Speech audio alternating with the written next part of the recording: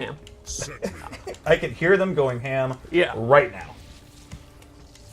All right, so let's go over Cetrion a little bit. She is an Elder Goddess, one of the most powerful characters we've ever had. Certainly one of the most powerful playable characters in the history of MK. Okay. An Elder God, if you will. Yeah, I mean, not if you will, she just is. Yeah, I know. Yeah. I know. She commands the elements and life. She is almost the opposite of Shinnok in a way, where he was like death, bones, demons, all that nasty stuff. She's like flowers, butterflies, puppies, Fire, rainbows. water. Also fire and water, earth and wind. Yes. You see that rainbow back there? She made that. She made that. She made that, right? So she is one of the game's premier zoning characters. She is a great keep out character, but it is not traditional zoning where you're just like, Katana's just throwing straight fans. She has more slower startup, more trap moves that are like mid, close, and far. But first, let's briefly go over her normals. They are all very effects heavy. It's super cool. She uses the elements, even her normals. I really love this water teleport. She has this one where literally a meteorite comes, and if it's a counter hit, she gets this crushing blow where it just absolutely bops them on the head. Bop. And then she gets a combo. You know, if I wasn't old and bad. It's alright. It's okay. Even her hop attack is just bopping you over that with a meteorite thing. Where does she get all these boulders? Well, when you're an Elder Goddess, you can conjure anything. No, yeah. Reality is at your fingertips. True. I've heard that. So, her special moves.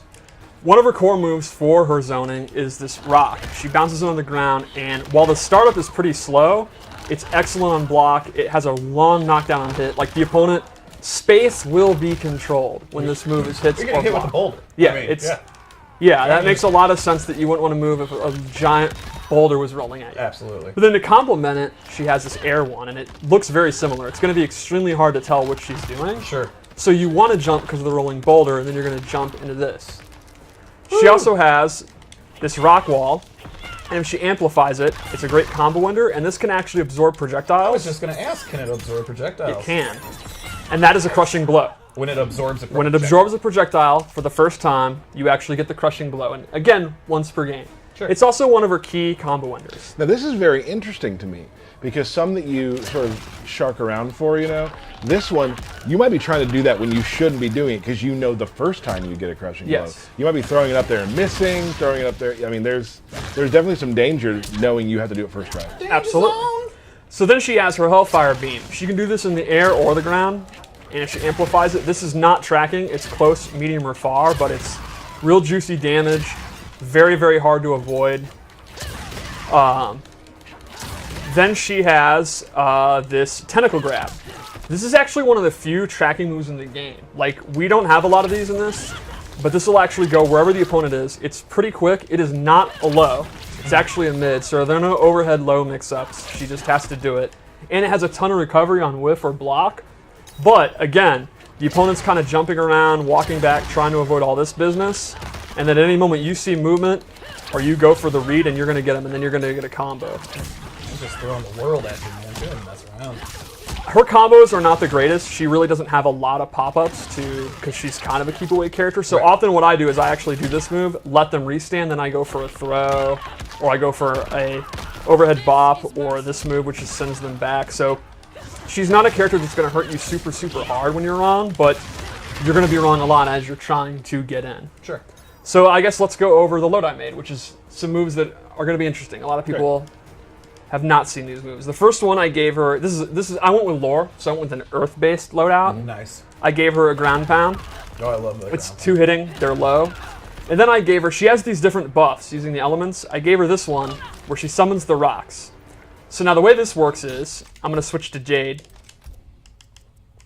She summons the rocks, and while you're in the rock field, if you hit Cetrion, the rock will actually latch out and try to hit you. So I'll show you. You can see. No. If it's blocked or whiffed, it actually won't, and you can actually avoid them. Like, they're not just immediately targeting. Like, I'm intentionally doing something low, and now I'm out of the field. But you'll see the rock actually comes down, and if the opponent's there, they'll get bopped. So Cetrion, using both of her defensive stamina, if you look, it actually takes up her whole thing. She could set this up, go in for pressure, go in for throw, or whatever, block strings, and if the opponent tries to counter poke back, or try to do a juggle, wow. That happened to both of us. Everybody's getting phone calls today.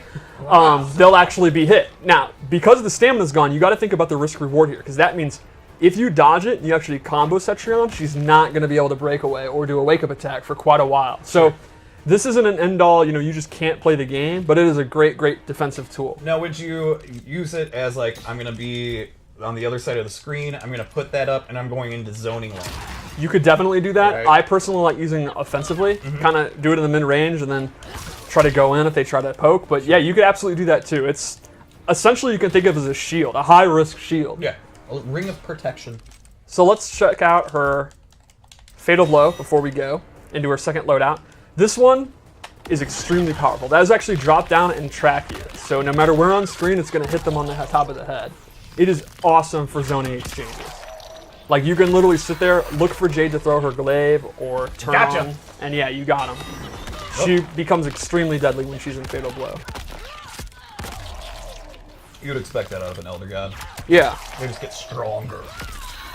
Melt that tree. Nice. All right, so let's go to loadout 2, which is my wind-based loadout. Okay. What, is that too much? No, I think this is one of your best names ever. Thank you. I thought of this Arbor Bay on the way to work, and Arbor Bay. That's good. I like it. I like it.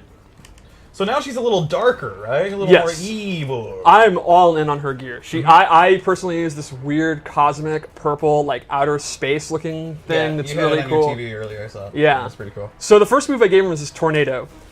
Typically, she doesn't have just a standard projectile that just goes straight forward, and she actually gets it. If she amplifies it, it goes full screen. The really cool thing, though, is actually the pushback on block, because it is hella. They actually go way back. So They this almost is go as far back as they do when they get hit. So it is super good for keeping the opponent at bay. Bay. Arbor Bay. So then I also gave her another one of these buffs, which is this wind tunnel. So again, I'll play Jade to show how it works, because this thing's pretty awesome.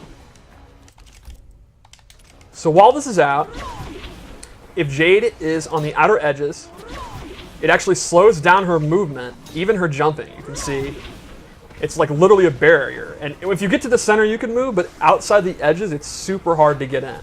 And this totally complements the tornado move I gave her. So for example, you can go in here, do this, and you can see in mid-range, Jade is going to really struggle to get in. And even if she's blocking, she's going to be pushed back to it. So this is just the perfect move to keep someone out and keep it the range that Cetrion wants to be in. So she doesn't have the best combos, but she has excellent keep away, and she's just going to be chipping them out, making them jump, making them try to maybe teleport in, or she could use her shadow kick and then punish it. It's great screen control.